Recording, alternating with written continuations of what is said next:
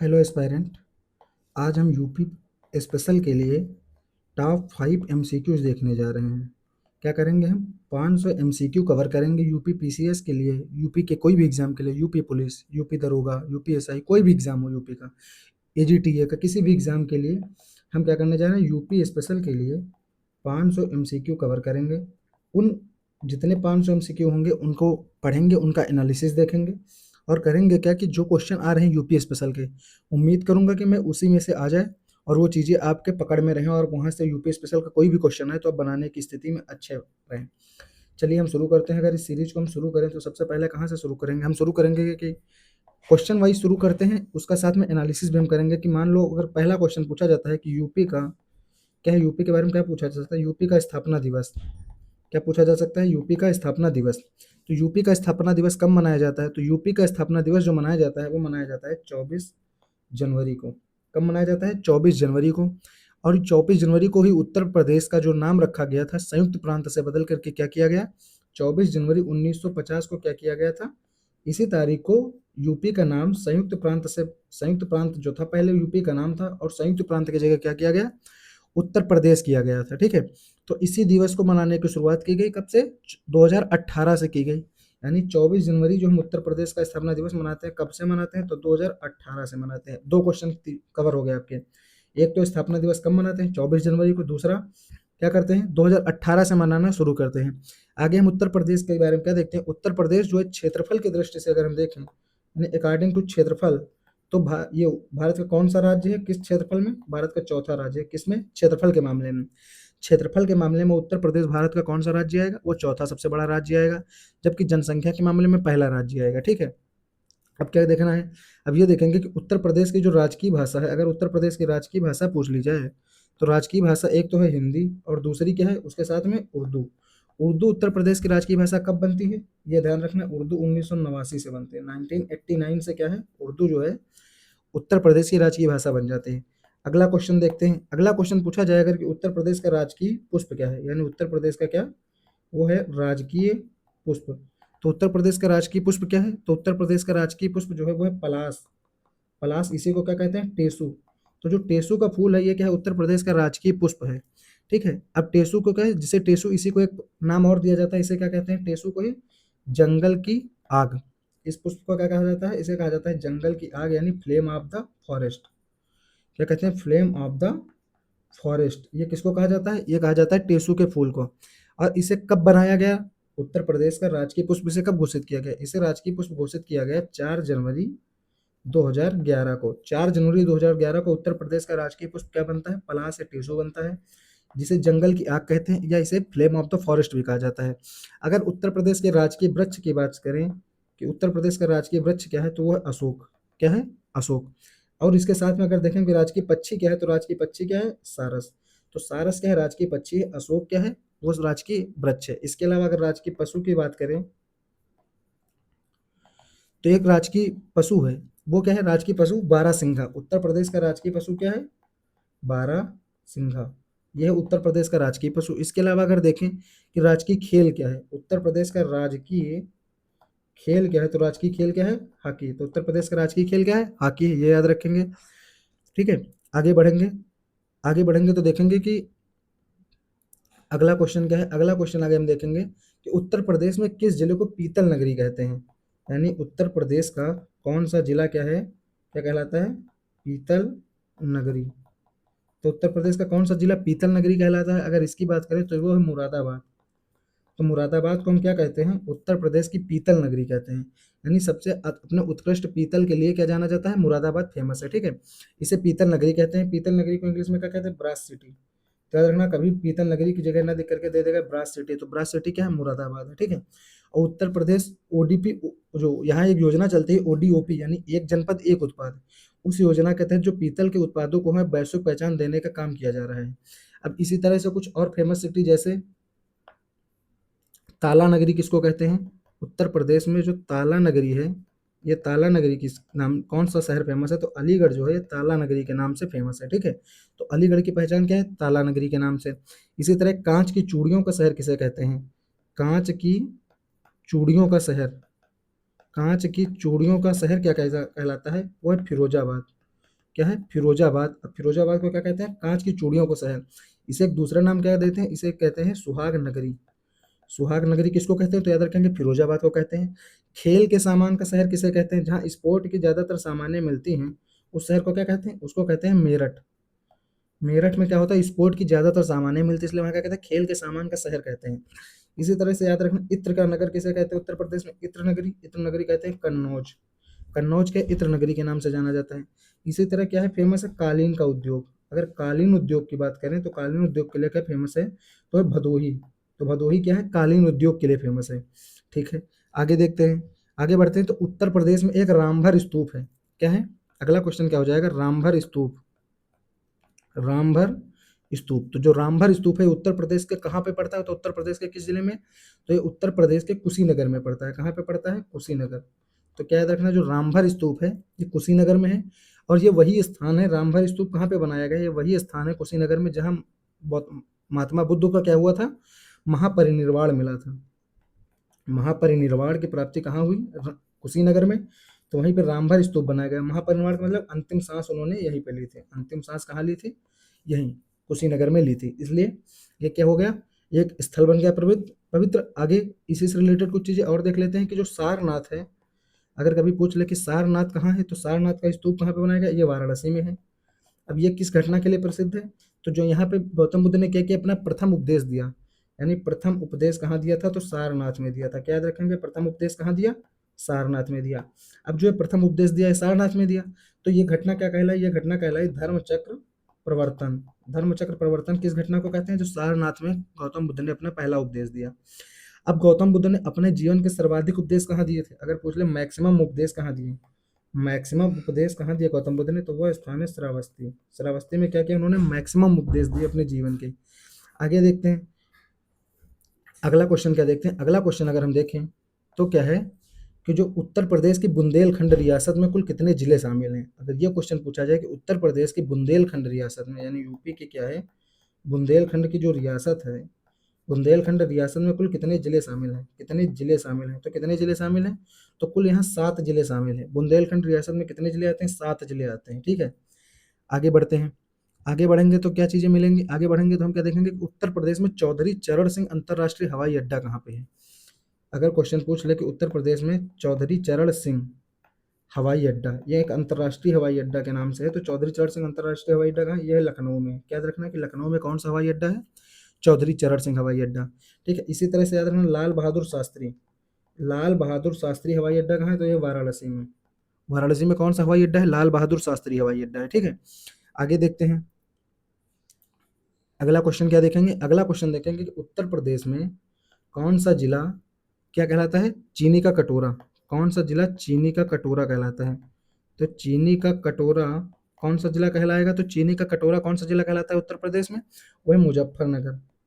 मुजफ्फरनगर क्या कहलाता है, चीनी का कटोरा कहलाता है। उत्तर प्रदेश में मुजफ्फरनगर जो जनपद है उसको क्या कहते हैं, चीनी का कटोरा कहते हैं। ठीक है, आगे देखते हैं कि जो भारतीय गन्ना अनुसंधान संस्थान है, अब चीनी की बात कर ली तो इसी जगह पे हम देख लेते हैं कि भारतीय गन्ना अनुसंधान संस्थान ये कहाँ पे पड़ता है, भारतीय गन्ना अनुसंधान संस्थान की बात करें तो ये पड़ेगा हमारे लखनऊ में।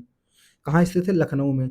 लेकिन ये तो गन्ना संस्थान हो गया, अगर हम बात करें चीनी संस्थान की, तो चीनी संस्थान कहाँ है, तो चीनी संस्थान है कानपुर में। क्या क्या याद रखना है, चीनी का कटोरा किसको कहते हैं, चीनी का कटोरा हम किसे कहते हैं, चीनी का कटोरा कहते हैं मुजफ्फरनगर को। ठीक है, मुजफ्फरनगर को क्या कहते हैं, चीनी का कटोरा। तो याद रखना है मुजफ्फरनगर क्या है, चीनी का कटोरा है। गन्ना अनुसंधान कहाँ है, तो गन्ना अनुसंधान कहाँ है, लखनऊ में है। चीनी अनुसंधान संस्थान कहाँ है, कानपुर में है। तो ये 3-4 चीजें एक साथ हमारी कवर हो गई। आगे हम बढ़ें, अब देखते हैं उत्तर प्रदेश के किस शहर को, अगले क्वेश्चन में क्या देखेंगे हम कि उत्तर प्रदेश का ऐसा कौन सा शहर है, उत्तर प्रदेश का कौन सा शहर है जिसे क्या कहा जाता है, जिसे हम कहते हैं इकोनॉमिक कैपिटल, नहीं आर्थिक राजधानी किसे कहते हैं, इकोनॉमिक कैपिटल।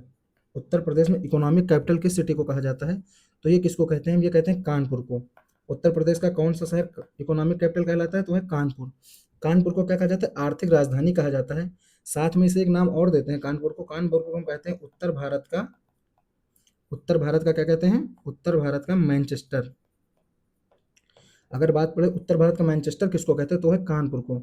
अब ये किस लिए फेमस है, तो ये जो शहर है अपने चमड़ा उद्योग के लिए और कपड़ा मिलों के लिए, बहुत फेमस है। क्या याद रखना है, कानपुर किसके लिए फेमस है, तो चमड़ा उद्योग और कपड़ा उद्योग यहाँ बहुत फेमस है। अगर कानपुर पूछे किस नदी के किनारे है, तो गंगा नदी के किनारे कौन सा शहर है, कानपुर है। ठीक है, आगे देखते हैं। और जो नोएडा के बारे में थोड़ा देख लेते हैं साथ में, जब कानपुर देख ही रहे हैं तो नोएडा के बारे में क्या देखेंगे कि जो उत्तर प्रदेश का सबसे बड़ा आईटी हब है, यानी औद्योगिक विकास केंद्र है। अगर चर्चा की जाए उत्तर प्रदेश के औद्योगिक विकास केंद्र की, तो ये कौन सा है, ये नोएडा है। यानी आईटी हब कहाँ पे है, नोएडा में है। उत्तर प्रदेश के प्रशासनिक राजधानी क्या है, लखनऊ है। ठीक है, ये सबको पता है। और न्यायिक राजधानी क्या है, तो न्यायिक राजधानी प्रयागराज है।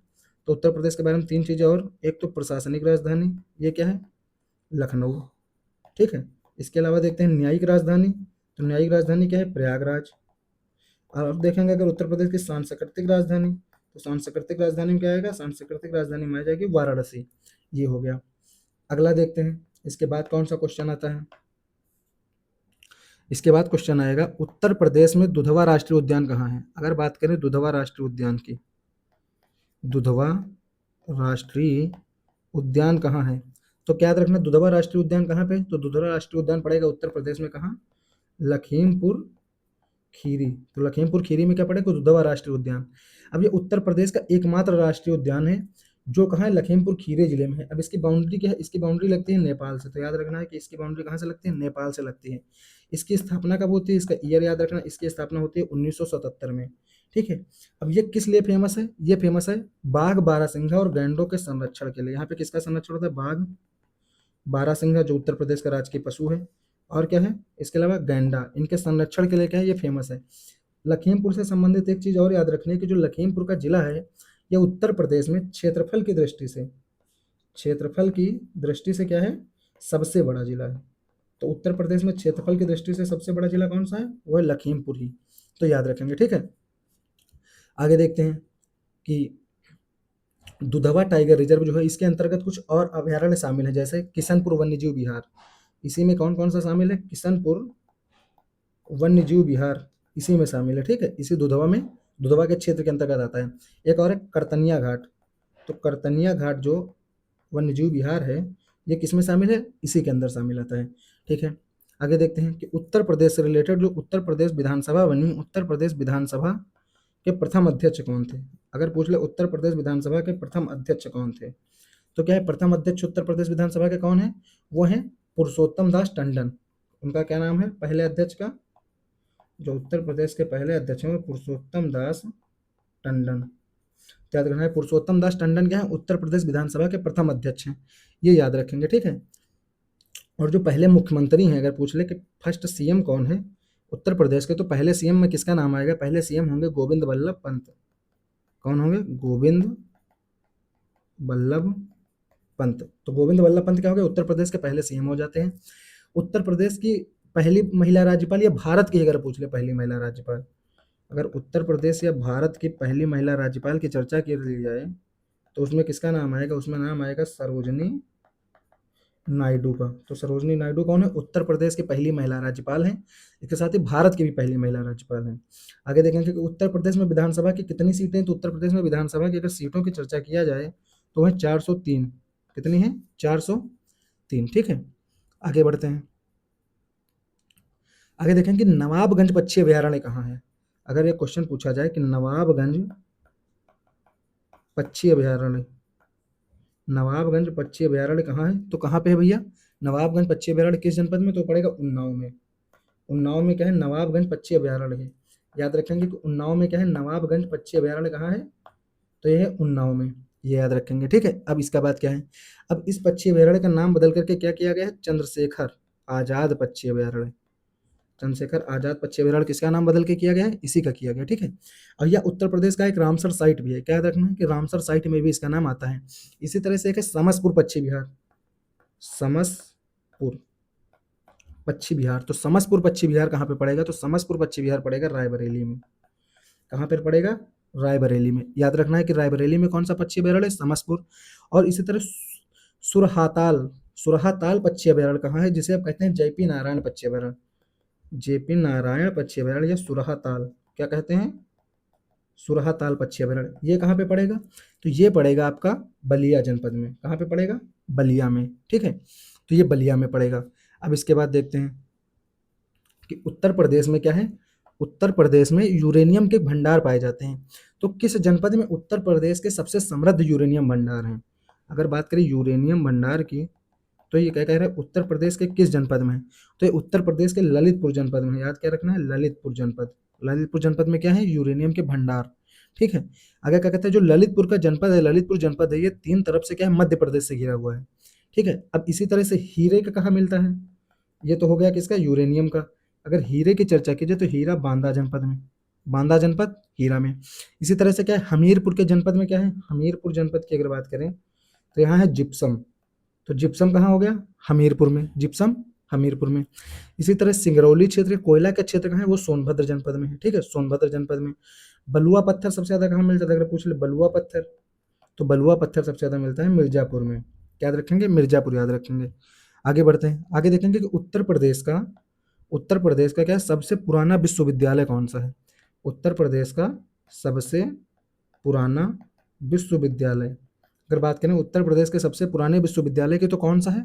वो विश्वविद्यालय है जो उत्तर प्रदेश में सबसे पुराना है, वो है इलाहाबाद का विश्वविद्यालय। कौन सा विश्वविद्यालय? इलाहाबाद विश्वविद्यालय। ये सबसे पुराना विश्वविद्यालय है। इसकी स्थापना कब हुई थी? इसकी स्थापना अगर देखें तो इसकी स्थापना होती है 1887 में। इसे क्या कहते हैं? इसे कहा जाता है ईस्ट का ऑक्सफोर्ड, यानी ऑक्सफोर्ड ऑफ द ईस्ट किसको कहा जाता है? वो कहते हैं इलाहाबाद विश्वविद्यालय को। तो इसे क्या कहते हैं? पूर्व का ऑक्सफोर्ड कहा जाता है। ठीक है, अब उत्तर प्रदेश में एक विश्वविद्यालय है जिसे बीएचयू कहते हैं, यानी बनारस हिंदू विश्वविद्यालय। तो जो बनारस हिंदू विश्वविद्यालय की स्थापना है, ये जरूरी है। 1916 में स्थापना हुई। कब हुई? 1916 में। किसने की? तो हो गया पंडित मदन मोहन मालवीय द्वारा। पंडित मदन मोहन मालवीय के द्वारा क्या की जाती है? बीएचयू की स्थापना, यानी बनारस विश्वविद्यालय की स्थापना की जाती है। कब? 1916 में। इसके अलावा उत्तर प्रदेश में एक विश्वविद्यालय और है। कौन सा है वो? वो है अलीगढ़ का विश्वविद्यालय।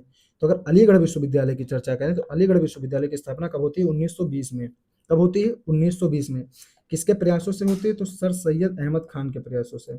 सर सैयद अहमद खान के प्रयासों से क्या होता है? अलीगढ़ विश्वविद्यालय की स्थापना होती है। इसी तरह अगर हम देखें कि लखनऊ विश्वविद्यालय की स्थापना कब होती है, तो 1921 में। लखनऊ विश्वविद्यालय की स्थापना कब होती है? 1921 में। तो मैंने आपको क्या बताया, अगर क्रम भी कभी लगवाने को पूछ ले उत्तर प्रदेश में विश्वविद्यालयों की स्थापना का क्रम, तो इलाहाबाद की 1887 में, बीएचयू की 1916 में, अलीगढ़ की 1920 में और लखनऊ की 1921 में। ये हमें याद रखना है। आगे देखेंगे, अगर आगे बढ़ेंगे तो अगला क्वेश्चन क्या मिलेगा हमें? अगला क्वेश्चन अगर हम देखें तो जो आल्हा लोकगीत है, ये कह रहा है जो आल्हा का लोकगीत है, जिसे आल्हा कहा जाता है, एक लोकगीत होता है जिसे क्या कहते हैं? आल्हा। ये किस क्षेत्र में प्रसिद्ध है, यानी किस क्षेत्र से संबंधित है? तो आल्हा किस क्षेत्र से संबंधित है? आल्हा संबंधित है बुंदेलखंड से। आल्हा कहाँ से संबंधित है? बुंदेलखंड के क्षेत्र से आल्हा संबंधित है। आल्हा क्या है? आल्हा जो है, ये दो भाइयों की वो कथा का एक वर्णन है। क्या है? दो भाइयों की वीरता की कथा का एक वर्णन है। वो दो भाई किस वंश से संबंधित है, अगर कभी पूछ ले तो बनाफर वंश का नाम है। क्या है? बनाफर वंश के दो भाई थे, एक का नाम है आल्हा, एक का नाम क्या है? उदल। तो आल्हा और उदल के हैं, दो भाई हैं। किस वंश से हैं? बनाफर वंश से हैं। तो क्या है, इनके जो बनाफर वंश से संबंधित जो भाई हैं, इनके वीरता का वर्णन किया गया किसमें? आल्हा में।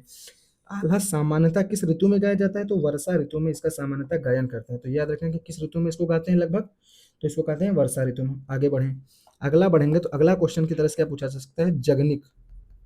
जगनिक की एक रचना है, उसका नाम क्या है? उसका नाम है परमाल रासू। तो परमाल रासो किसकी रचना है? जगनिक की है। ठीक है, ये आल्हा खंड से इसी की उत्पत्ति मानी जाती है। जो परमाल रासो है, इसकी उत्पत्ति किससे मानते हैं? हम मानते हैं कि परमाल रासो की उत्पत्ति आल्हा खंड से हुई है। ठीक है, इसी तरह से जैसे ये प्रसिद्ध है बुंदेलखंड के क्षेत्र में, इसी तरह से कुछ और चीजें हैं जो उत्तर प्रदेश में प्रसिद्ध हैं। जैसे पूर्वांचल में क्या प्रसिद्ध है? तो कजरी। कजरी लोकगीत कहाँ प्रसिद्ध है? पूर्वांचल में। ठीक है, ये हो गया। अगला देखते हैं, इसी तरह से एक है चैती। तो चैती भी कहाँ है? ये भी पूर्वांचल में प्रसिद्ध है। तो कजरी और चैती का संबंध कहाँ है? पूर्वांचल से। रसिया कहाँ प्रसिद्ध है? अगर पूछे रसिया, तो रसिया है ब्रज क्षेत्र से। तो रसिया कहाँ से? ब्रज क्षेत्र से है। ठीक है, आगे देखते हैं कि अगले क्वेश्चन की तरफ अगर बढ़ें तो उत्तर प्रदेश में क्या है? उत्तर प्रदेश में अगर हम बात करें ओबरा, ओबरा एक क्या है? ताप विद्युत संयंत्र है। क्या है? ताप विद्युत संयंत्र है। ये कहाँ पाया जाता है? ये ओबरा में है। अगर पूछे इसकी लोकेशन क्या है, तो ये उत्तर प्रदेश में है। अब उत्तर प्रदेश के किस जनपद में है? तो ये सोनभद्र जनपद में। उत्तर प्रदेश के सोनभद्र जनपद में क्या है? ओबरा ताप विद्युत संयंत्र है। ठीक है, तो ओबरा ताप विद्युत संयंत्र कहाँ है? सोनभद्र जनपद में। इसकी स्थापना जो हुई थी, इसकी स्थापना हुई थी सोवियत संघ के सहयोग से। तो क्या है, इसकी स्थापना किसके सहयोग से होती है? तो जो सोवियत संघ है उसके सहयोग से क्या करते हैं हम इसकी स्थापना करते हैं। आगे कहते हैं सोनभद्र को क्या कहते हैं? सोनभद्र को कहते हैं भारत की ऊर्जा राजधानी। भारत की अगर ऊर्जा राजधानी की बात करें तो वो क्या है, सोनभद्र है। भारत की ऊर्जा राजधानी, energy capital of the India क्या है, वो सोनभद्र है। ठीक है, आगे देखते हैं। क्योंकि यहाँ इसी तरह की कई परियोजनाएं हैं, जैसे रिहंद परियोजना कहाँ है, यही सोनभद्र में। अलीगढ़ में एक और ताप विद्युत संयंत्र लगाया गया है, उसका नाम है हरदुआगंज। अगर कभी पूछ ले कि हरदुआगंज ताप विद्युत संयंत्र कहाँ है, कौन सा ताप विद्युत संयंत्र, हरदुआगंज, हरदुआगंज। ये ताप विद्युत संयंत्र कहाँ पे स्थापित है, तो हरदुआगंज कहाँ है, अलीगढ़ में है। क्या याद रखना, अलीगढ़ में कौन सा है, हरदुआगंज है। आगे देखते हैं रायबरेली में कौन सा है, तो अगर कभी पूछे ऊंचा हर ताप विद्युत संयंत्र कहाँ है, ऊंचा हर, तो यह है रायबरेली में। रायबरेली में कौन सा है, ऊंचा हर ताप विद्युत संयंत्र है। आगे बढ़ते हैं।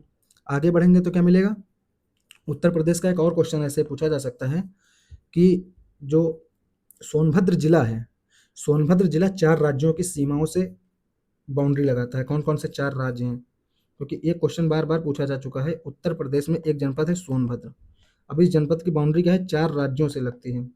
किन से लगती है, 4 राज्यों से। अब वो 4 राज्य कौन कौन से, एक हो गया मध्य प्रदेश, एक हो गया छत्तीसगढ़, एक हो गया झारखंड, और एक कौन सा हो गया, एक हो गया बिहार। तो इसकी 4 राज्यों से क्या होती है, बाउंड्री लगती है, किसकी, सोनभद्र जनपद की। आगे देखते हैं। अगर सीधा क्वेश्चन पूछे ताज महोत्सव किस शहर में मनाया जाता है, ताज महोत्सव सीधा सिंपल उत्तर है, आगरा में मनाया जाता है। लेकिन तारीख अगर पूछ ले कि ताज महोत्सव किस माह में मनाया जाता है, तो ताज महोत्सव क्या होता है, फरवरी माह में मनाते हैं। ताज महोत्सव कब मनाते हैं, ताज महोत्सव अगर हम मनाने की बात करें तो कब मनाते हैं, फरवरी माह में मनाते हैं। ठीक है, ये हो गया। आगे देखते हैं। अगले क्वेश्चन के तौर में, उत्तर प्रदेश का एकमात्र शास्त्रीय नृत्य कौन सा है। अगर क्वेश्चन पूछा जाए कि उत्तर प्रदेश का एकमात्र शास्त्रीय नृत्य कौन सा है, कौन सा नृत्य, शास्त्रीय नृत्य। तो उत्तर प्रदेश का शास्त्रीय नृत्य की अगर चर्चा की जाए तो कौन सा नृत्य होगा, तो वो होगा कथक। कथक कहाँ का है, उत्तर प्रदेश का शास्त्रीय नृत्य है। क्या देखेंगे, उत्तर प्रदेश का शास्त्रीय नृत्य क्या है, वो है कथक। कथक कहाँ का नृत्य है, उत्तर प्रदेश का, ये याद रखेंगे। आगे देखते हैं कि जो लखनऊ घराना और वाराणसी घराना है वो कथक के प्रमुख केंद्र रहे हैं। इस कथक के प्रमुख केंद्र में कौन से 2 घराने आते हैं, एक आता है लखनऊ का घराना, एक आता है वाराणसी का घराना। ठीक है, ये 2 घराने आ गए। इसके अलावा इस शैली के विश्व प्रसिद्ध कलाकारों के अगर नाम की बात करें तो कथक के 2 विश्व प्रसिद्ध कलाकार रहे हैं। एक तो पंडित बिरजू महाराज, अगर हम बात करें बिरजू महाराज तो किससे संबंधित है, कथक से संबंधित है। एक और नाम है, वो क्या नाम है, वो है लच्छू महाराज। लच्छू महाराज और बिरजू महाराज का संबंध किससे, कथक शैली से है। ठीक है, अब देखते हैं। जो मुगल काल में इस नृत्य को भी दरबारों में स्थान मिला था, तो याद रखना इसके लिए मुगलों ने, ये नहीं था कि इस नृत्य को कम आंका, इस नृत्य की भी महत्ता को आंका गया। अब भरतनाट्यम कहाँ का है, अब देख लें, जो कथक नृत्य देख ही रहे हैं तो देख लें भरतनाट्यम। तो भरतनाट्यम जो है, ये भरतनाट्यम कहाँ का शास्त्रीय नृत्य है, तो भरतनाट्यम है तमिलनाडु का। ठीक है, याद रखेंगे। इसी तरह एक शास्त्रीय नृत्य क्या है, कुचिपुड़ी। तो कुचिपुड़ी कहाँ का है, तो ये आंध्र प्रदेश का, तो कुचिपुड़ी आंध्र प्रदेश का है, याद रखेंगे। इसी तरह ओडिसी कहाँ का है, तो ओडिसी कहाँ का है, ओडिसी उड़ीसा का है, ये याद रखेंगे। अब भारत में कुल कितने शास्त्रीय नृत्य हैं, तो भारत में 8 शास्त्रीय नृत्य, कितने हैं, 8। 8 हैं टोटल, 8। आगे देखते हैं कि उत्तर प्रदेश में, अगला क्वेश्चन देखें अगर हम, तो उत्तर प्रदेश में भारतीय सूचना प्रौद्योगिकी संस्थान कहाँ है। अगर क्वेश्चन पूछे उत्तर प्रदेश में भारतीय भारतीय सूचना प्रौद्योगिकी संस्थान, क्या, भारतीय सूचना प्रौद्योगिकी संस्थान, ये कहाँ पे है, यानी ट्रिपल आईटी कहाँ पे है, तो ये कहाँ है, ये है प्रयागराज में। ये प्रयागराज में है, कहाँ है, प्रयागराज में। ठीक है, ये हो गया, इसको हम देख लेंगे। और कानपुर में क्या है, आईआईटी है, कानपुर में आईआईटी है। और भारतीय प्रबंधन संस्थान का आईआईएम कहाँ है, लखनऊ में क्या है, एक आईएम की स्थापना की गई। आईएम कहाँ है, लखनऊ में है। ठीक है, ये हो गया। आगे देखते हैं कि उत्तर प्रदेश के किस जिलों में आमों का सर्वाधिक उत्पादन होता है, यानी आम का मैक्सिमम आम उत्तर प्रदेश के किस जनपद में उत्पादित होता है, तो ये इसका उत्तर क्या होगा, मैक्सिमम आम कहाँ होता है, तो मैक्सिमम आम जो होता है वो होता है मलिहाबाद में। मलिहाबाद में क्या होता है, मैक्सिमम आम होता है। और ये अपने दशहरी आम के लिए खास करके प्रसिद्ध है, किस आम के लिए, दशहरी आम के लिए मलिहाबाद प्रसिद्ध है। ठीक है, जो मलिहाबादी दशहरी आम है इसको क्या दिया गया है, इसको एक जीआई टैग भी मिला हुआ है, क्या मिला हुआ है, जीआई टैग मिला हुआ है। ठीक है, आगे देखेंगे। इसी तरह कुछ और चीजें, जैसे आंवला कहाँ से प्रसिद्ध है, तो आंवला कहाँ का है, आंवला है प्रतापगढ़ का, आंवला प्रतापगढ़ में विख्यात है। ठीक है, आगे देखेंगे कि उत्तर प्रदेश की सबसे लंबी नहर कौन सी है। अगला क्वेश्चन अगर हम देखें तो क्या देखेंगे कि उत्तर प्रदेश की सबसे लंबी नहर, अगर बात करें उत्तर प्रदेश की सबसे लंबी नहर की, तो सबसे लंबी नहर कौन सी है उत्तर प्रदेश में, वह नहर होगी शारदा नहर। शारदा नहर क्या है, उत्तर प्रदेश की सबसे लंबी नहर है। ठीक है। आगे देखते हैं कि जो ये शारदा नदी क्या उत्तर प्रदेश और नेपाल की सीमा पर स्थित क्या है, बरबासा के पास से शारदा नदी निकाली गई है। कहाँ से? बनबासा। उत्तर प्रदेश और नेपाल की बाउंड्री के पास में एक बनबासा स्थान है। बनबासा क्या है? बनबासा के पास से शारदा नदी निकाली गई है। अब इसकी कुल लंबाई अगर इसकी सारी शाखाएं जोड़ दी जाए तो इसकी जो कुल लंबाई पड़ती है वो 12,368 किलोमीटर है। इसकी कुल लंबाई है। तो इसकी कुल लंबाई कितनी? 12,368 किलोमीटर है। आगे देखते हैं। आगे देखेंगे कि रानी लक्ष्मीबाई बांध कहाँ है। अगर क्वेश्चन पूछा जाए रानी लक्ष्मीबाई बांध है, तो जो रानी लक्ष्मीबाई बांध है ये कहाँ स्थित है? तो रानी लक्ष्मीबाई बांध कहाँ स्थित है? यह स्थित है किस नदी पर? बेतवा नदी पर। किस नदी पर है रानी लक्ष्मीबाई बांध? बेतवा नदी। बेतवा नदी पर कौन सा बांध है? रानी लक्ष्मीबाई बांध है, ये याद रखेंगे। अब इसे क्या कहा जाता है? जो रानी लक्ष्मी बांध, इसी को राजघाट बांध परियोजना नाम दे दिया गया। इसका क्या कहते हैं हम? इसको हम कहते हैं राजघाट बांध परियोजना। अब राजघाट बांध परियोजना किस नदी पर? तो याद रखना बेतवा नदी पर है। अब जो ये बांध परियोजना है ये दो राज्यों का प्रयास है, यानी उत्तर प्रदेश और मध्य प्रदेश का क्या है? संयुक्त प्रयास है। ठीक है। आगे देखेंगे। और जो रिहंद नदी है, तो रिहंद नदी कहाँ है? रिहंद बांध कहाँ है? उत्तर प्रदेश में सोनभद्र में। अभी आपको बताया था रिहंद नदी कहाँ है? रिहंद परियोजना सोनभद्र में। तो जो रिहंद बांध बनाया गया है ये बनाया गया है रिहंद नदी पर, और इसी बांध के पीछे एक झील बनाई गई। उस झील का नाम क्या है? उस झील का नाम है गोविंद बल्लभ पंत सागर। यानी इसी सोनभद्र में क्या है? गोविंद बल्लभ पंत सागर झील है। अब ये झील कहाँ है? रिहंद नदी के पूछ ले, अगर रिहंद नदी का संबंध पूछे तो रिहंद है, जिले का संबंध पूछे तो सोनभद्र है। और फेमस क्यों? ये भारत की सबसे बड़ी कृत्रिम झील है। भारत की सबसे बड़ी कृत्रिम झील कौन सी है? गोविंद वल्लभ पंत सागर, यानी कृत्रिम झील है। ये कृत्रिम झील है, भारत की सबसे बड़ी है, ये याद रखना है। आगे देखते हैं अगला क्वेश्चन क्या पूछा जा सकता है। अगला क्वेश्चन अगर हम देखें तो पूछेगा कि उत्तर प्रदेश में किस जिले की साक्षरता दर सर्वाधिक है, यानी मैक्सिमम साक्षरता दर उत्तर प्रदेश में किस जिले की है? क्या मैक्सिमम लिटरेसी रेट की अगर बात करें तो उत्तर प्रदेश के किस जिले की है? तो उत्तर प्रदेश का जिला है गौतम बुद्ध नगर। गौतम बुद्ध नगर में क्या है? मैक्सिमम साक्षरता दर है। ठीक है। और यहाँ की साक्षरता दर कितनी है? लगभग 80% के आसपास है। कितनी? लगभग 80% के आसपास है। अगर पूछे सबसे कम साक्षरता जिला, सबसे कम कहाँ की है? सबसे कम कहाँ की? तो सबसे कम है श्रावस्ती की। क्या याद रखनी? सबसे कम साक्षरता दर वाला जनपद कौन सा है? वो है श्रावस्ती। ठीक है। आगे देखते हैं कि अगर पूछे फिरोजाबाद किस लिए प्रसिद्ध है, तो मैंने बताया फिरोजाबाद कांच की चूड़ियों के लिए प्रसिद्ध है। कांच नगरी या सुहाग नगरी किसको कहते हैं? फिरोजाबाद को। मैंने आपको पहले करा दिया था। ठीक है। आगे देखेंगे कुछ और चीजें, जैसे कि उत्तर प्रदेश में भीतर गांव मंदिर कहाँ है। अगर एक क्वेश्चन पूछा जाए कि भीतर गांव का मंदिर उत्तर प्रदेश में कहाँ है, भीतर गांव का मंदिर उत्तर प्रदेश में कहाँ है, तो उत्तर प्रदेश में कानपुर जिले में है। कहाँ है? कानपुर जिले में क्या है? भीतर गांव का मंदिर है। ये किस वंश से संबंधित है भीतर गांव का मंदिर? ये गुप्त काल का। तो दो चीजें याद रखनी, किस काल का है? गुप्त काल का है। कहाँ है? तो कानपुर में है। ठीक है। अब ये फेमस क्यों है? ये कहा जाता है कि ये भारत के सबसे पुराने ईंट निर्मित मंदिरों में से एक है। जो भारत के सबसे पुराने मंदिर हैं ईंट निर्मित मंदिर, उनमें से क्या है? सबसे एक है, मतलब उनमें से एक है। ऐसे बहुत सारे हो सकते हैं क्योंकि खोज है, पुरातात्विक चीजें इनकी खोज की जा सकती है। आगे देखते हैं कि उत्तर प्रदेश में किस जनपद को, अगला क्वेश्चन क्या पूछा जा सकता है कि उत्तर प्रदेश में कौन सा ऐसा जनपद है जिसे क्या कहा जाता है? जिसे बब्बर शेर सफारी कहा जाता है। बब्बर शेर सफारी, बब्बर शेर सफारी। अगर पूछ ले बब्बर शेर सफारी किस जनपद में स्थित है, तो इसका उत्तर होगा कहाँ है? इटावा में है। कहाँ पे? लायन सफारी कहाँ है? इटावा। तो इटावा में क्या है? लायन सफारी बनाई गई है। ठीक है। ये हो गया। इसके अतिरिक्त पूछे नाइट सफारी, तो नाइट सफारी नोएडा में। नाइट सफारी कहाँ? नोएडा में। तो नोएडा में क्या है? नाइट सफारी की चर्चा है, नाइट सफारी नोएडा में। अगला पूछेगा कि उत्तर प्रदेश में एक national park Lakhimpur Kheri Dudhwa national park. ठीक है। ये भी उत्तर प्रदेश में है।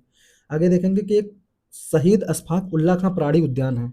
शहीद अशफाक अशफाक उल्ला खां प्राणी उद्यान, ये कहाँ है? तो ये याद रखना, ये है गोरखपुर में। गोरखपुर में क्या है? शहीद अशफाक उल्ला खां प्राणी उद्यान है, ये याद रखना है। आगे देखते हैं उत्तर प्रदेश राजस्व परिषद का मुख्यालय कहाँ है। अगर क्वेश्चन पूछा जाए उत्तर प्रदेश राजस्व परिषद, इसका मुख्यालय कहाँ है, तो इसका मुख्यालय कहाँ है? इसका मुख्यालय है प्रयागराज में। इसका मुख्यालय कहाँ है? इसका मुख्यालय है प्रयागराज में। ठीक है। ये याद रखेंगे हम। आगे बढ़ते हैं। आगे बढ़ेंगे तो एक मेला लगता है सैयद सालार मेला। कौन सा मेला है? सैयद सालार मेला। सैयद सालार मेला। ये उत्तर प्रदेश के किस जनपद में लगता है? तो ये उत्तर प्रदेश के बहराइच जनपद में लगता है। कहाँ पे लगता है? बहराइच। तो बहराइच जनपद में कौन सा मेला लगता है? सैयद सालार मेला बहराइच जनपद में लगता है। और एक सूफी संत थे सैयद सालार मसूद गाजी की दरगाह पर ये लगाया जाता है, प्रतिवर्ष होता है। ठीक है, आगे देखते हैं। इसी तरह का एक मेला है देवा शरीफ मेला, वो कहाँ लगता है? वो बाराबंकी जनपद में लगता है। तो एक मेला और है देवा शरीफ, ये कहाँ लगता है? तो ये हो गया बाराबंकी जनपद में। ठीक है, तो बाराबंकी जनपद का हो गया। इसी तरह उत्तर प्रदेश में एक दरगाह पर और कुछ आयोजन होता है कभी कभी, तो है शेख सलीम चिश्ती की दरगाह। तो अगर पूछे शेख सलीम चिश्ती की दरगाह कहाँ, तो ये कहाँ हो जाएगी? शेख सलीम चिश्ती की दरगाह तो फतेहपुर सीकरी, कहाँ पे? फतेहपुर सीकरी में हो जाएगा। आगे देखेंगे कि उत्तर प्रदेश में मैक्सिमम मेले किस जनपद में लगते हैं। अगर पूछ ले उत्तर प्रदेश में मैक्सिमम मेले किस जनपद में लगते हैं, तो मथुरा। किस जनपद में मैक्सिमम मेले लगते हैं? तो उसका उत्तर होगा मथुरा जनपद। तो मथुरा जनपद में क्या मैक्सिमम मेले होते हैं। ठीक है, आगे देखते हैं कि किस जिले को चाकुओं का शहर कहते हैं। चाकुओं का शहर किस जनपद को कहा जाता है? क्या? चाकुओं का शहर। तो उत्तर प्रदेश का जो रामपुर जनपद है वो अपने धारदार चाकुओं के लिए जाना जाता है। कौन सा जनपद? रामपुर। रामपुर जनपद किस लिए फेमस है? वो है अपने चाकुओं के लिए, धारदार चाकुओं के लिए। चाकुओं का शहर किसे कहा जाता है? रामपुर जनपद को कहा जाता है। ठीक है, अब मेरठ को क्या कहते हैं? मेरठ को कहते हैं कैंची नगर या क्रांति नगर। क्रांति नगर या कैंची नगर किसको कहा जाता है? मेरठ को कहा जाता है। ठीक है, मुरादाबाद पीतल के लिए फेमस है। और सहारनपुर लकड़ी पर नक्काशी, जो लकड़ी पर नक्काशी होती है, लकड़ी पर नक्काशी के लिए क्या फेमस है? सहारनपुर। सहारनपुर किसके लिए है? लकड़ी पर क्या होती है? नक्काशी, इसके लिए फेमस है। ठीक है, ये हो गया। आगे बढ़ते हैं। आगे बढ़ते हैं तो क्या देखेंगे? आगे बढ़ते हैं तो देखेंगे हम अगला क्वेश्चन क्या पूछा जा सकता है। अगला क्वेश्चन पूछा जा सकता है इटावा घराना जो है, इटावा का जो घराना है ये किसके लिए प्रसिद्ध है? तो इटावा घराना किसके लिए प्रसिद्ध है? तो इटावा घराना जो सितार वादन जो होता है, सितार बजाया जाता है, इससे संबंधित घराना कौन सा? तो इटावा का घराना है। ठीक है, अब इटावा का घराना हो गया। अब इसी घराने से संबंधित एक सितार वादक रहे, उनका नाम क्या है? अगर उनका नाम पूछ ले तो उनका नाम है उस्ताद, उस्ताद विलायत खान। क्या नाम है? उस्ताद, उस्ताद विलायत खान। किससे संबंधित है? सितार वादन से संबंधित है। और किस घराने से? इटावा घराने से। ठीक है, तो इसी तरह एक सहनाई वादन के लिए उस्ताद बिस्मिल्लाह खां का नाम आता है। सहनाई वादन में किसका नाम आता है? अगर पूछ ले सहनाई वादन, तो उस्ताद बिस्मिल्लाह खां का नाम किससे संबंधित है? सहनाई वादन से। आगे देखते हैं, ये पूछ ले कि उत्तर प्रदेश का कौन सा जिला मध्य प्रदेश से 3 तरफ से घिरा हुआ है। ये भी मैंने आपको बताया था। कौन सा जिला है उत्तर प्रदेश का जो मध्य प्रदेश से 3 तरफ से घिरा हुआ है? वो जिला है ललितपुर। उत्तर प्रदेश का जो ललितपुर जिला है वो क्या है? वो मध्य प्रदेश से 3 तरफ से घिरा है, यानी 3 दिशाओं से, पूर्व पश्चिम और दक्षिण से क्या है? मध्य प्रदेश से घिरा हुआ है। और किस मंडल में आता है? तो याद रखेंगे वो झांसी मंडल में आता है। ठीक है, झांसी मंडल में आता है। कौन सा? ललितपुर। आगे देखेंगे, आगे देखेंगे कि जो ललितपुर है, अगर हम बात करें ललितपुर की, तो ललितपुर में क्या प्रसिद्ध है? तो ललितपुर की अगर प्रसिद्धि की चर्चा की जाए तो ललितपुर में क्या है? माता टीला, माता टीला बांध कहाँ है? ललितपुर में। देवगढ़ का दशावतार मंदिर कहाँ है? यहीं पर है। देवगढ़ का दशावतार मंदिर कहाँ है? ललितपुर में है। अगर पूछे उत्तर प्रदेश की सीमा, तो उत्तर प्रदेश की सीमा जो 8 राज्यों से लगती है। अगला क्वेश्चन क्या है? उत्तर प्रदेश की सीमा 8 राज्यों और 1 यूटी से लगती है। किससे लगती है? 1 यूटी और 8 राज्यों से लगती है। फिर क्या कहता है? सोनभद्र जिला जो है, मैंने आपको बताया सोनभद्र जिले के बारे में क्या बताया था कि जो सोनभद्र का जिला है ये क्या होता है? एकमात्र जिला है जो 4 राज्यों से अपनी बाउंड्री लगती है। ठीक है, आगे देखते हैं अगला क्वेश्चन की तरफ कि जो भीमराव अंबेडकर पक्षी विहार है, कौन सा? भीमराव अंबेडकर पक्षी विहार, तो ये किस लिए प्रसिद्ध है? भीमराव अंबेडकर पक्षी विहार, तो ये प्रसिद्ध है उत्तर प्रदेश के किस जनपद में है? पहली बात तो याद रखेंगे उत्तर प्रदेश के किस जनपद में? तो प्रतापगढ़ में है। प्रतापगढ़ को क्या है? कुंडा, कुंडा या प्रतापगढ़ में है। ठीक है, ये हो गया। अब ये किस लिए प्रसिद्ध? क्योंकि इसका पूर्वी पहले जो नाम था उसका नाम था बेती बिहार पक्षी अभयारण्य। कहते हैं बेती पक्षी विहार किसका नाम था? भीमराव अंबेडकर पक्षी विहार का पुराना नाम था। अब प्रतापगढ़ फेमस क्या है? प्रतापगढ़ आंवला के लिए फेमस है, अभी आपको बताया था। आंवला के लिए क्या फेमस है? प्रतापगढ़। इसी तरह एक अमेठी में पक्षी विहार है। कौन सा? समान पक्षी विहार। अगर चर्चा की जाए समान पक्षी विहार कहाँ है, तो ये है अमेठी में। क्या याद रखेंगे कि अमेठी में कौन सा पक्षी विहार है? समान पक्षी विहार। इसी तरह से एक पक्षी विहार है समसपुर। समसपुर पक्षी विहार कहाँ है? तो ये है रायबरेली में। कहाँ है? रायबरेली में। कौन सा पक्षी विहार है? समसपुर हो गया। आगे बढ़ते हैं तो देखेंगे उत्तर प्रदेश में एक योजना शुरू की गई थी, उसका नाम है किसान मित्र योजना।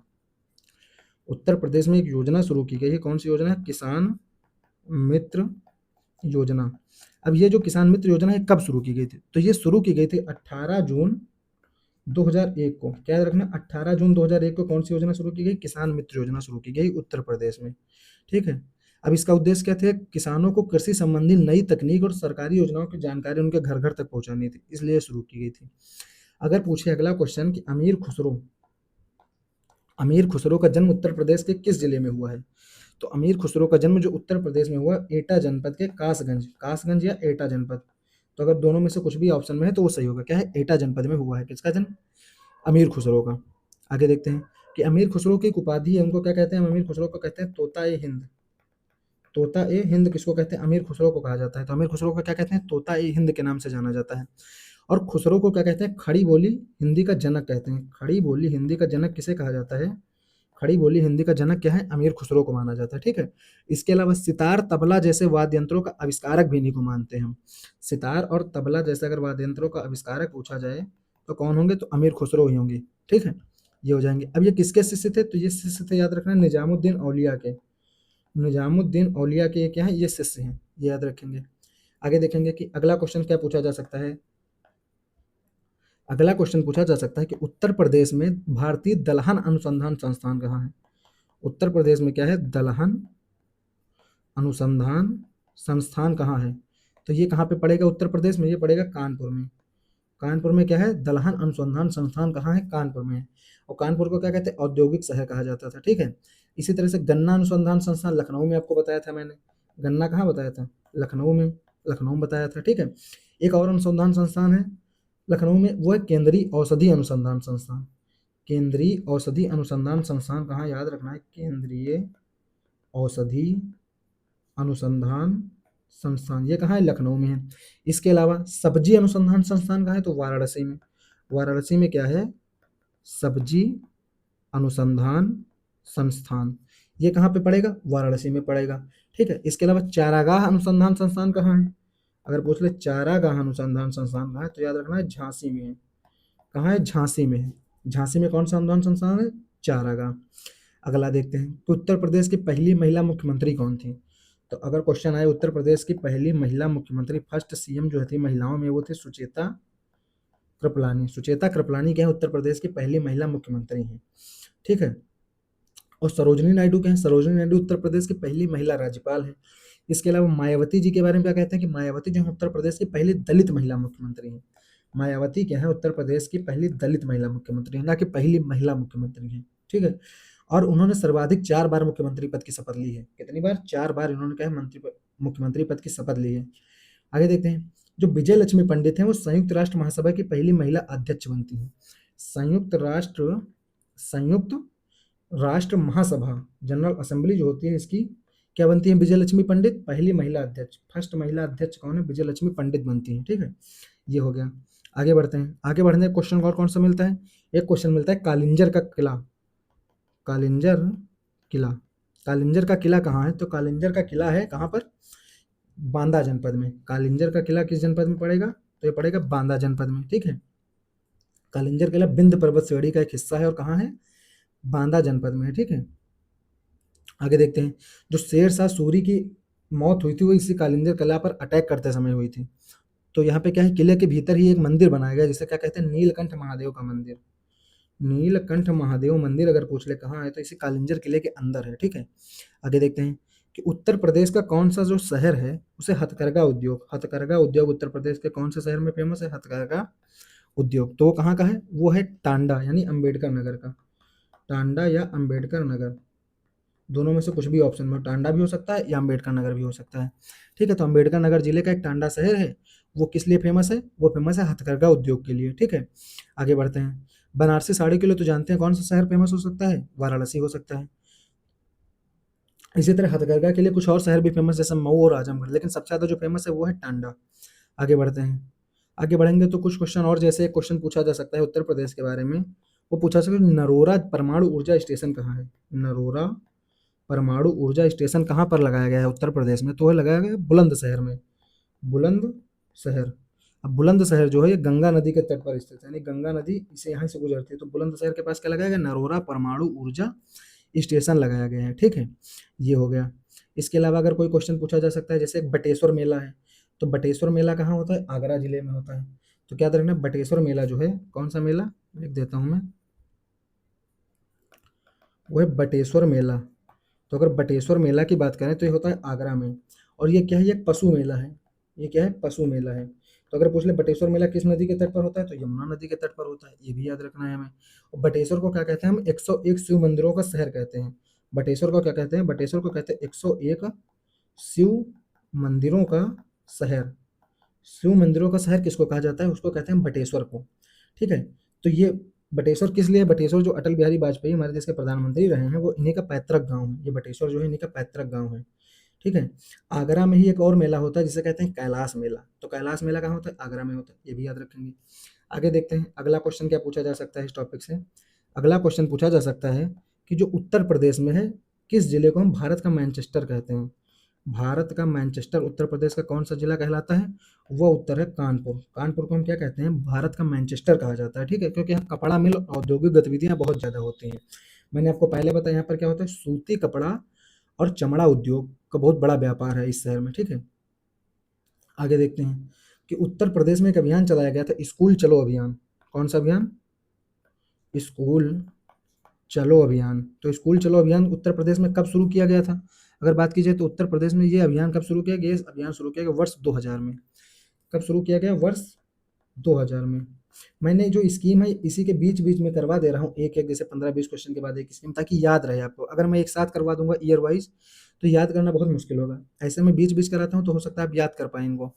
अब इस अभियान का उद्देश्य क्या था कि जो 6 से 14 साल के बच्चे हैं इनको क्या करना है, स्कूल में इनका नामांकन कराना है। ठीक है, आगे देखते हैं कि ओबरा ताप विद्युत केंद्र कहाँ लगाया गया है। ओबरा ताप विद्युत केंद्र मैंने आपको पहले बताया था सोनभद्र जिले में। कहाँ है, अगर पूछ ले ओबरा ताप विद्युत केंद्र कहाँ है, सोनभद्र में है। ये किसके सहयोग से लगाया गया था, तो मैंने अभी बताया कि सोवियत संघ के सहयोग से लगाया गया था। ठीक है, ये हो गया। इसके अलावा क्या पूछ सकता है, एक सुहा कुल उत्सव मनाया जाता है, सुलह कुल उत्सव। उत्तर प्रदेश में क्या होता है, एक सुलह कुल उत्सव मनाते हैं हम। क्या उत्सव का नाम है, सुलह कुल उत्सव। तो जो सुलह कुल उत्सव है ये कहाँ मनाते हैं, तो ये मनाया जाता है उत्तर प्रदेश के आगरा में। कहाँ में, आगरा में। ठीक है, अब ये प्रसिद्ध क्यों है, ये सुलह कुल प्रसिद्ध है हिंदू मुस्लिम एकता के लिए, हिंदू मुस्लिम एकता के लिए प्रसिद्ध है। ठीक है, अब इसका जो प्रतिपादन है, क्योंकि अकबर ने सुलह कुल की नीति शुरू की थी, तो उसी को आधार बना करके ये वाला आयोजन किया जाता है। ठीक है, आगे देखते हैं कि उत्तर प्रदेश का कौन सा जिला जो है सिराजे हिंद कहा जाता है। क्या कहते हैं, उत्तर प्रदेश के किस जिले को हम क्या कहते हैं, सिराज ए हिंद। तो सिराजे हिंद उत्तर प्रदेश के किस जनपद को कहते हैं, तो उसका नाम होगा, कौन सा जनपद आएगा, जौनपुर। जौनपुर क्या है, उत्तर प्रदेश का सिराजे हिंद है। तो उत्तर प्रदेश का सिराजे हिंद क्या है, जौनपुर। यानी पूर्व का सिराज है, सिराजे हिंद किसको कहते हैं, जौनपुर को कहते हैं। आगे देखते हैं जौनपुर की स्थापना किसने की थी। तो जौनपुर की अगर स्थापना की बात करें तो फिरोज शाह तुगलक, एफएसटी यानी फिरोज शाह तुगलक ने क्या की थी, अपने शहर जौनपुर की स्थापना की थी। उसके भाई जौना खान यानी मोहम्मद बिन तुगलक की याद में जौनपुर शहर की स्थापना किसकी याद में की गई है, मोहम्मद बिन तुगलक, अथवा उसी का नाम था जौना खान। तो इसकी याद में फिरोज शाह तुगलक क्या करता है, इस शहर की स्थापना कर देता है। और यहाँ पर क्या है, यहाँ पर एक अटाला मस्जिद है। तो अटाला मस्जिद कहाँ है, यही जौनपुर में है। इसके अलावा क्या याद रखना है जौनपुर के बारे में कि लिंगानुपात के मामले में उत्तर प्रदेश का शीर्ष जिला है, यानी सर्वाधिक लिंगानुपात कहाँ है, तो इसी जौनपुर में है। ठीक है, आगे बढ़ते हैं। अगला क्वेश्चन अभी सब्जी अनुसंधान के बारे में आपको बता दिया कि वाराणसी में क्या है, सब्जी अनुसंधान। आगे देखते हैं आंवला उत्पादन किस जनपद में फेमस है, अगर पूछ लिया जाए तो आंवला जनपद के बारे में प्रतापगढ़ का नाम मैंने आपको पहले ही बता दिया था। आगे देखते हैं कि कजरी लोकगीत, अभी बता दिया था आपको कि कजरी लोकगीत जो है, ये कजरी लोकगीत जो है, कजरी लोकगीत किस क्षेत्र में है, तो कजरी लोकगीत आपको पता है पूर्वांचल के क्षेत्र में है। पूर्वांचल का क्षेत्र नहीं, मिर्जापुर का क्षेत्र जो है, यहाँ पे क्या है, कजरी लोकगीत फेमस है। आगे बढ़ेंगे तो उत्तर प्रदेश में गोविंद बल्लभ पंत सागर स्थित है। ये गोविंद बल्लभ पंत सागर जो उत्तर प्रदेश के सोनभद्र में है, सोनभद्र में गोविंद बल्लभ पंत सागर कृत्रिम झील जो बनाई गई है वो कहाँ है, वही है। अगला क्वेश्चन अगर पूछ लिए कि उत्तर प्रदेश के किस जिले में जीवाश्म पार्क है, उत्तर प्रदेश के किस जिले में जीवाश्म पार्क है, तो जीवाश्म पार्क उत्तर प्रदेश के किस जनपद में, सोनभद्र में। तो सोनभद्र में क्या है, जीवाश्म पार्क बनाया गया है, ये याद रखना है। ठीक है, आज की सीरीज को हम यहीं पर रोकते हैं। आज हमने क्या किया, 50 क्वेश्चन कर लिए हैं। 50 क्वेश्चन जो पूछे जा सकते हैं यूपी स्पेशल के सेक्शन में, कोई भी एग्जाम हो यूपी का, चाहे यूपी पीसीएस का एग्जाम हम दे रहे हों या यूपी में कोई भी एग्जाम दे रहे हो, जैसे यूपी का कोई भी एग्जाम आता हो या एसएससी का भी कोई एग्जाम आता हो, वहाँ भी कभी कभी ऐसे कोई क्वेश्चन पूछ ले जाते हैं, जैसे ताला नगरी किसको कहते हैं, ये उस एग्जाम में पूछा जा सकता है। अभी उत्तर प्रदेश का एग्जाम एजीटीए का एग्जाम होने वाला है, तो इसमें पूछा जा सकता है। उत्तर प्रदेश का पुलिस के एग्जाम में पूछा जा सकता है, एसआई के एग्जाम में, ऐसे जो यूपी स्पेशल के क्वेश्चन पूछे जा रहे हैं ये पूछे जा सकते हैं वहां से। ठीक है, तो ऐसे ही 10 वीडियो में हम ये पूरी चीजें कवर कर देंगे उत्तर प्रदेश स्पेशल के बारे में। थैंक यू दोस्तों मेरे साथ जुड़ने के लिए, धन्यवाद।